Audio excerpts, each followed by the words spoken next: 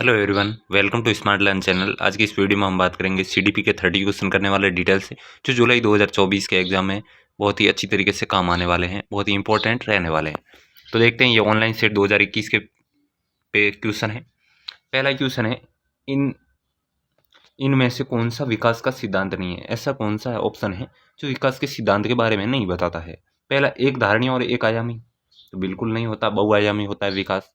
दूसरा, विकास ऊपर से नीचे और केंद्र से बाहर की ओर होता है, बिल्कुल होता है, हमने पढ़ा भी है, शीर्षाभिमुख और समीपा दूरोभिमुख।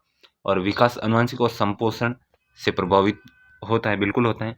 विकास सामाजिक सांस्कृतिक परिप्रेक्ष्य में होता है, बिल्कुल होता है। तो पहला ही ऑप्शन गलत है, हमें गलत पूछा है तो गलत सही हो जाएगा, 1 नंबर ऑप्शन राइट हो जाएगा। आगे देखते हैं 2 नंबर क्वेश्चन।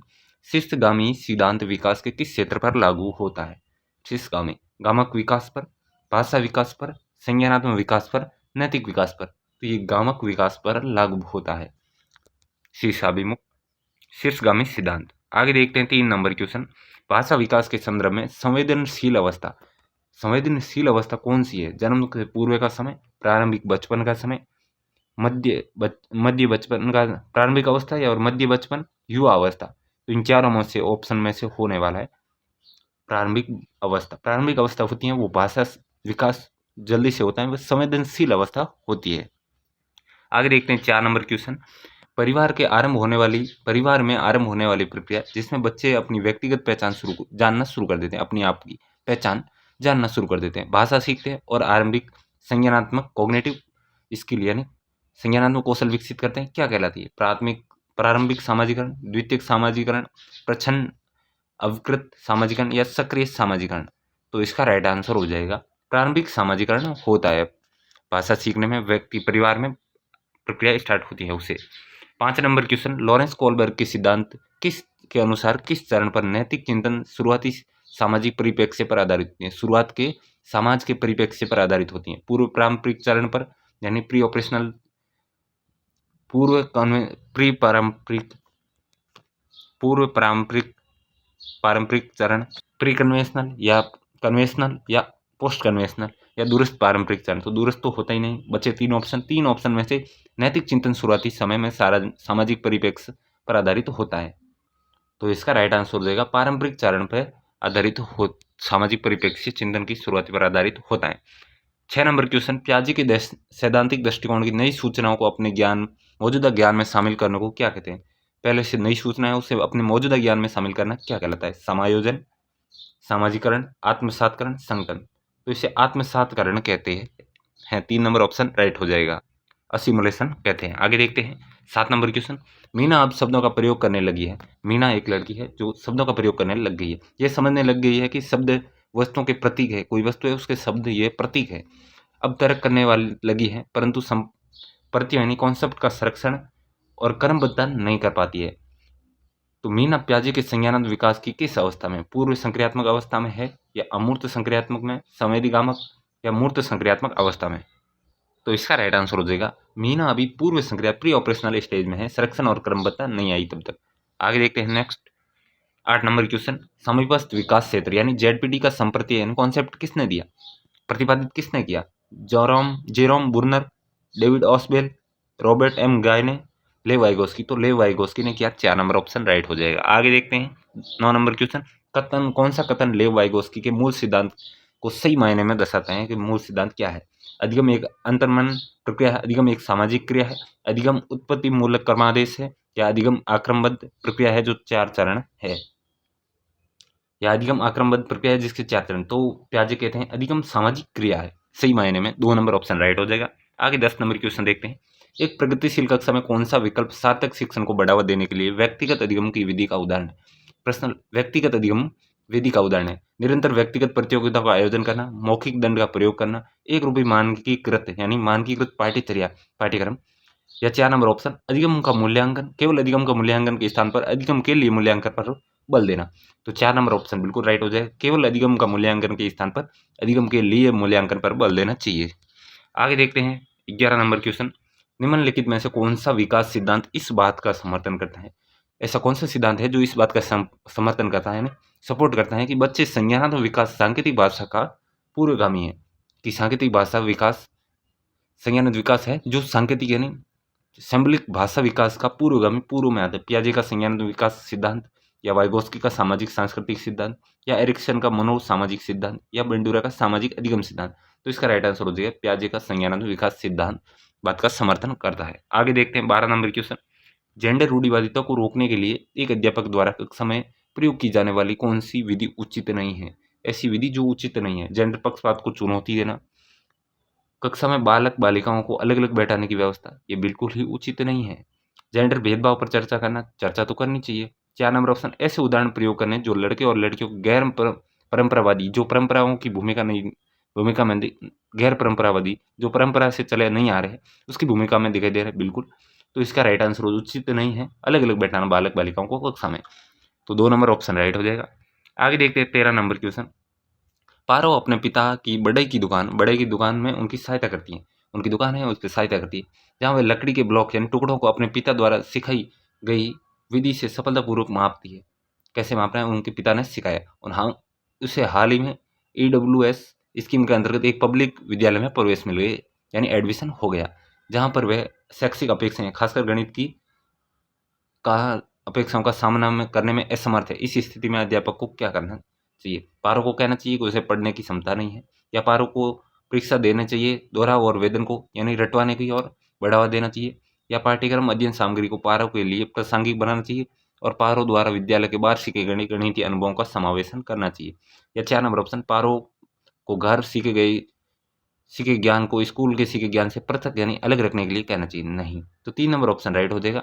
जो भी पाठ्यक्रम अध्ययन सामग्री पारो के प्रासंगिक बनाना चाहिए और पारो द्वारा विद्यालय के बाद जो दुकान पे सीखी है गणित को, उन अनुभवों का समावेशन करना चाहिए। 3 नंबर ऑप्शन राइट हो जाएगा। आगे देखते हैं 14 नंबर क्वेश्चन। ध्वनि, लय और शब्द के अर्थ के प्रति सचेतना किस बुद्धि के मूलक है? अंतर्वैयक्तिक, अंतरावैयक्तिक, भाषिक, स्थानिक। तो शब्द, लय, शब्द, ध्वनि, लय, शब्द, ये तो आपको पता ही है भाषा के शब्द है।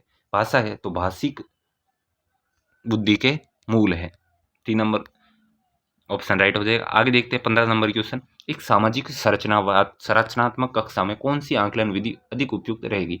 ऐसी कौन सी है जो आकलन विधि इन चारों में से उपयुक्त रहेगी? सहयोगी प्रयोजित कार्य, एक शब्दोत्तर वाले वस्तुपरक प्रश्न, या मानक परीक्षण, मात्र स्मरण पर आधारित परीक्षण। तो इसका राइट आंसर हो जाएगा सहयोगी प्रयोजित कार्य, सहयोग से प्रयोजित कार्य। 1 नंबर ऑप्शन राइट हो जाएगा। 16 नंबर क्वेश्चन। सतत एवं व्यापक मूल्यांकन में सतत से क्या अभिप्राय है? सतत से क्या मतलब है?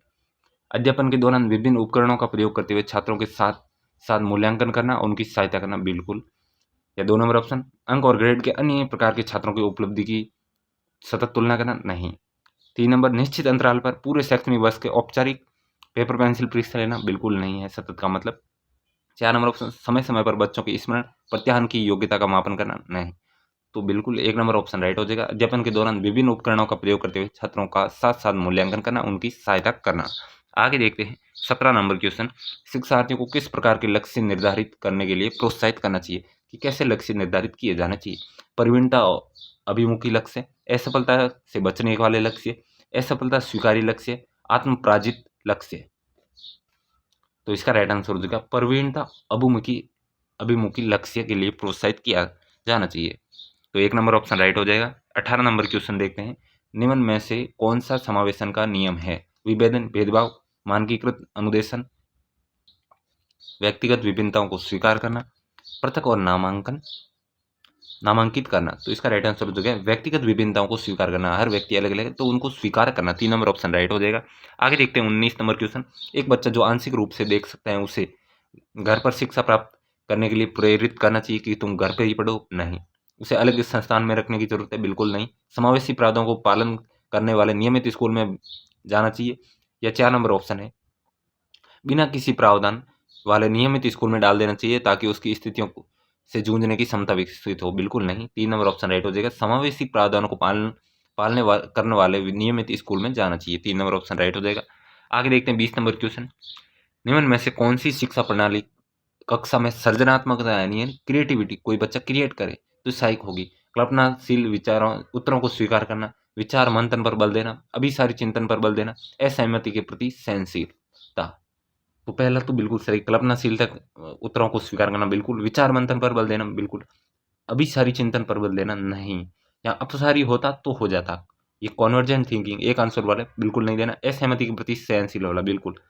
तो 1, 2 और 4, 4 नंबर ऑप्शन में 4 नंबर ऑप्शन राइट हो जाएगा। आगे देखते हैं 21 नंबर क्वेश्चन। एक स्वचिंतन यानी आत्मविमोह वाले छात्र को आयोजित सत्र की सामूहिक क्रियाकलापों को करने में कठिनाई का सामना कर रहा है कि सहायता करने के लिए निम्नलिखित में से कौन सी विधि समावेशी दृष्टिकोण के अनुरूप नहीं है। सामूहिक कार्य के दौरान उपयुक्त प्रत्येक शौल्य की सामग्री देना, बिल्कुल यह तो उपयुक्त है। बच्चे को कम शोर वाले विशांत वातावरण के युग्मों को कार्य करने की अनुमति देना, बिल्कुल। इस बच्चे को विशेष स्कूल में भेजना यह अनुरूप नहीं है। कक्षा के प्रति कार्य ट्यूटर की मदद लेना यानी टीचर की मदद लेना, 3 नंबर ऑप्शन राइट हो जाएगा। बाकी अनुरूप है, बाकी 3 नंबर ऑप्शन अनुरूप नहीं है। आगे देखते हैं 22 नंबर क्वेश्चन। एक प्राथमिक कक्षा में शिक्षक को छात्रों को प्रश्न पूछने चाहिए। एक टीचर को प्राथमिक कक्षा में छात्रों को प्रश्न पूछने के लिए प्रोत्साहित करना चाहिए या हतोत्साहित करना चाहिए, या कभी अनुमति नहीं देनी चाहिए कि प्रश्न नहीं पूछोगे, या सजा देनी चाहिए, तो उन्हें प्रोत्साहित करना चाहिए। 1 नंबर ऑप्शन राइट हो जाएगा। आगे देखते हैं 23 नंबर क्वेश्चन। कथन और कारण दे रखे हैं। कथन है विद्यालयों को छात्रों में पाठ्य पुस्तकों को याद करने, पुनः उगल देने की योग्यता के स्थान पर उनमें आवाज उठाने, जिज्ञासा, शांत, क्रियाशील होने, प्रश्न पूछने के बाद वाद विवाद करने, समूह में कार्य करने की योग्यता विकसित करनी चाहिए, बिल्कुल ऐसा ही है। कारण क्या दे रखा है? अधिगम का स्वरूप क्रियाशील और सामाजिक है, बिल्कुल ए और आर दोनों सही है। ए और आर दोनों सही है। आर सही व्याख्या भी करता है ए की। आगे देखते हैं 24 नंबर क्वेश्चन। एक विशेष विषय में ज्ञान और संबंधों को सुव्यवस्थित और तथा निरूपित करने के लिए आलेखीय साधनों का प्रयोग कहलाता है। क्या कहलाता है? खंड, अग्रवर्ती आयोजक या स्मृति सहायक, संकल्पना, मानचित्र। तो 24 नंबर क्वेश्चन का राइट आंसर हो जाएगा संकल्पना मानचित्र कहेंगे, कॉन्सेप्ट मैप कहते हैं। 4 नंबर ऑप्शन राइट हो जाएगा। 25 नंबर क्वेश्चन देखते हैं। उस उदाहरण को चुनिए जो आंतरिक प्रेरणा को दर्शाता है, यानी आंतरिक प्रेरणा जो बाह्य प्रेरणा जिसमें ऐसे टोपी दंड ऐसी कोई भावना नहीं हो, अपनी खुद की जिज्ञासा के लिए आंतरिक प्रेरणा। रोशनी अच्छे अंक के लिए परिश्रम कर रही है क्योंकि उसके माता पिता उसे 90% से ऊपर अंक लाने पर घड़ी दिलाने का वादा किया, तो ये तो बाह्य प्रेरणा हो गई। आंतरिक प्रेरणा 2 नंबर, रूमी अपना गृह कार्य कर रही है क्योंकि उसे माता पिता फिर टीवी देखने देंगे, ये भी आंतरिक नहीं है, बाह्य है। रोमा बहुत सी पुस्तकें पढ़ रही है क्योंकि रीडिंग स्टार बोर्ड पर अपना नाम ऊपर ला कर वह अध्यापिका से प्रशंसा पानी चाहती, यह भी बाह्य है। आंतरिक देखते हैं, लास्ट ऑप्शन है अपनी परियोजना कार्य के लिए रवि विभिन्न स्रोत यानी अलग अलग रिसोर्स तलाश रहा है क्योंकि नई जानकारी लेने में रुचि है, तो ये आंतरिक है। 4 नंबर ऑप्शन राइट हो जाएगा। आगे देखते हैं 26 नंबर क्वेश्चन। इनमें से कौन सी नीति छात्रों को चिंता का सामना करने में सहायता नहीं देती है? कौन सी नहीं देती है? छात्रों को अधिगम को प्रभावकारी और अर्थपूर्ण विद्या सिखाना, ये तो सहायता करती है। 2 नंबर, छात्रों को लघु अवधि की यथार्थवादी और लक्ष्य निर्धारित करने में सहायता करना, बिल्कुल। 3 नंबर ऑप्शन, छात्रों को अपनी चिंता की अनुभूति का स्रोत पहचानने में मदद करना, बिल्कुल। छात्रों को कक्षा में छात्रों को प्रदर्शन के एक दूसरे की तुलना नहीं करनी, ये सहायता नहीं करेगी। 4 नंबर ऑप्शन राइट हो जाएगा। आगे देखते हैं 27 नंबर क्वेश्चन।